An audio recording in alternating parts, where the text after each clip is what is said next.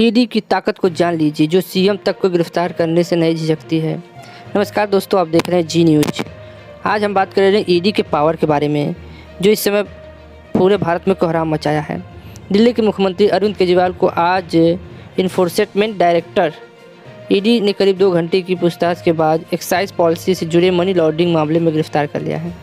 ED की एक team CM Kejriwal को गिरफ्तार करने के लिए उनके घर पर दल बल के साथ पहुंची। मुख्यमंत्री केजरीवाल ने ईडी ने तब गिरफ्तार किया जब हाईकोर्ट ने केजरीवाल को झटका देते हुए कहा कि उन्हें गिरफ्तारी से राहत नहीं मिलेगी, क्योंकि वे समन पर पूछताछ के लिए नहीं पहुंच रहे हैं। हालांकि हमारा यह बहुत ही इसके बारे में आज हम बताएंगे कि ईडी की शक्ति क्या है, जो किसी भी राज्य के मुख्यमंत्री तक को गिरफ्तार करने में एक बार भी नहीं झिझकती है।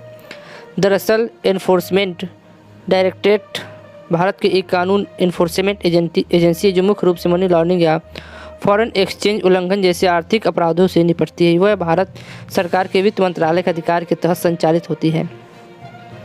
ईडी की शक्तियाँ क्या है, मुख्य रूप से इसमें कौन सा काम होता है। मनी लॉन्ड्रिंग एक्ट 2002 PMLA और अन्य प्रसंगित कानून से प्राप्त होता है। ईडी के पास निम्नलिखित शक्तियाँ और कार्य होते हैं। जैसे पहला, जांच। ईडी के पास मनी लॉन्ड्रिंग और PMLA के तहत निर्देशित कुछ आर्थिक अपराधों से संबंधित मामलों की जांच करने का अधिकार है। ये अपनी खुफिया जानकारी के आधार पर या अन्य एजेंसी या अधिकारियों से शिकायत या रेफरल प्राप्त होने पर जांच शुरू कर सकती है। दूसरी क्या है इसकी ताकत, तलाशी और जब्ती। एजेंसी के पास मनी लॉन्ड्रिंग या आर्थिक अपराधों में शामिल होने के संदेह में संपत्तियों, दस्तावेजों और संपत्तियों की तलाशी, छापेमारी और जब्ती करने की शक्ति है। इसके चल और अचल दोनों संपत्तियाँ शामिल हैं। तीसरी क्या है, कुर्की और जब्ती। ईडी भारत और विदेश दोनों में ऐसी संपत्तियों को कुर्क कर सकता है जिन पर अपराध से प्राप्त आय या मनी लॉन्ड्रिंग गतिविधियों में शामिल होने का संदेह हो, या कानून की उचित प्रक्रिया के बाद ऐसी संपत्तियों को जब्त करने का आदेश की मांग कर सकता है। चौथा है गिरफ्तारी और अभियोजन। ईडी के पास PMLA के तहत मनी लॉन्ड्रिंग या आर्थिक अपराधों में शामिल होने के संदेह में व्यक्तियों को गिरफ्तार करने का भी अधिकार है। यह PMLA के तहत नामित विशेष अदालतों के समक्ष अपराधियों पर मुकदमा भी चला सकती है। पाँचवा क्या है इसका, ईडी का अंतर्राष्ट्रीय सहयोग। ईडी सीमा पार वित्तीय अपराधों की जांच और अभियोजन के लिए अंतर्राष्ट्रीय एजेंसियों और अधिकारियों के साथ सहयोग करता है। यह विदेशी न्याय क्षेत्रों से सहायता मांग सकता है और मनी लॉन्ड्रिंग और संबंधित अपराधों से संबंधित मामलों में उन्हें सहायता प्रदान कर सकता है।